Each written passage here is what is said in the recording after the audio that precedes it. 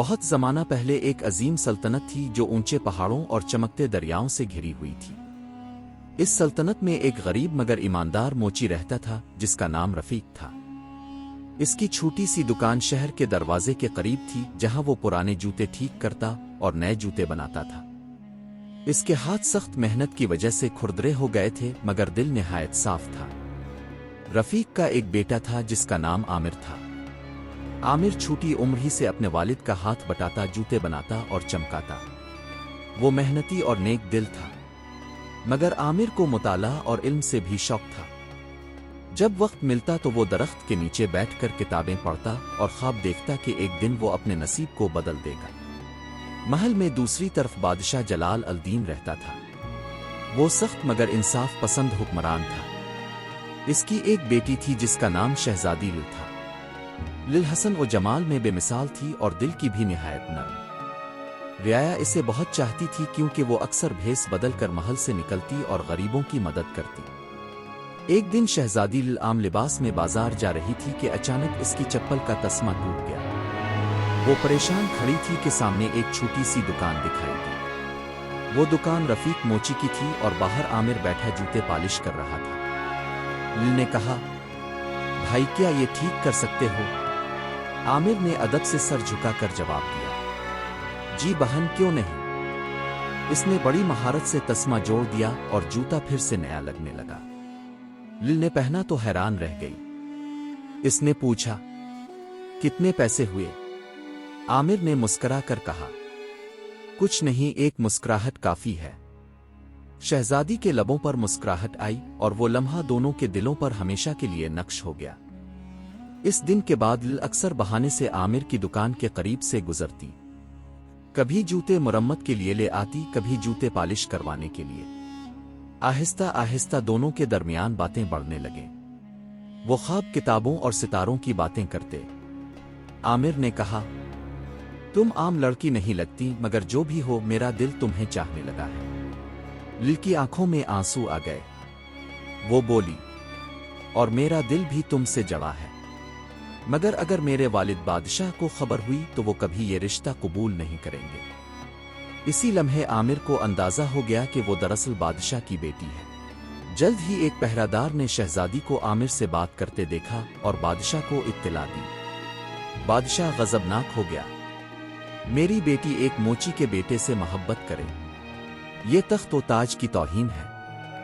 فوجی عامر کو گرفتار کر کے محل لے آئے۔ رفیق گڑ گڑا کر بولا، بادشاہ سلامت، میرا بیٹا بے قصور ہے۔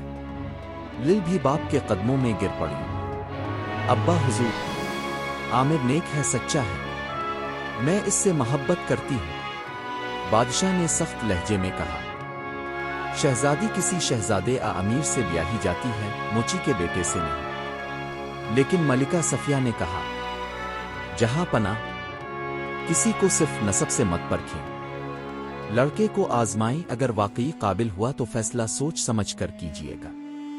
بادشاہ نے سوچ کر کہا، ٹھیک ہے، عامر کو 3 آزمائشوں سے گزرنا ہوگا۔ اگر وہ کامیاب ہوا تو میں سوچوں گا، اگر ناکام ہوا تو ہمیشہ کے لیے جلاوطن کر دیا جائے گا۔ عامر کو محل کے صحن میں لایا گیا جہاں ایک بہت بڑا پتھر رکھا تھا۔ شرط یہ تھی کہ اسے زمین سے اٹھانا ہوگا۔ لوگ ہنسنے لگے، یہ موچی کا بیٹا کیا کر پائے گا؟ عامر نے آنکھیں بند کیں اور باپ کی محنت، دل کی مسکراہٹ کو یاد کیا۔ اس نے پوری جان لگا کر پتھر کو تھوڑا سا زمین سے اٹھا لیا۔ لوگ حیران رہ گئے۔ اگلے دن عامر کو درباری علماء کے سامنے پیش کیا گیا۔ اس سے سوالات کیے گئے، پہیلیاں پوچھیں گئیں۔ عامر نے کمال ہوشیاری سے جواب دیے۔ جب پوچھا گیا، آدمی کا سب سے بڑا خزانہ کیا ہے؟ عامر نے جواب دیا، نہ سونا نہ چاندی، بلکہ ایمانداری اور نیکی۔ علماء نے سر جھکا لیا اور ملکہ مسکرا اٹھی۔ تیسری آزمائش سب سے مشکل تھی۔ صحن میں ایک خونخوار شیر چھوڑا گیا۔ لوگ خوف سے پیچھے ہٹ گئے، مگر عامر اپنی جگہ ڈٹا رہا۔